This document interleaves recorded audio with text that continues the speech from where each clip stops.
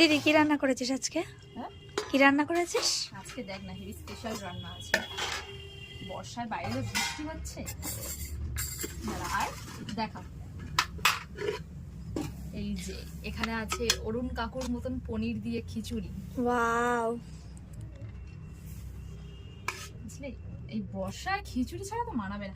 এর থেকে বেশি আরো ভালো কি হতো বলতো, যদি কালকে আরো খিচুড়িটা করতাম, খুব ভালো। কালকে হচ্ছে চিকেন কষা। কি সুন্দর গন্ধ। কেমন হয়েছে বল চিকেন কষাটা? আজকে একটু তেল বেশি দিয়ে ফেলেছে। এবার আমরা করে দেখা।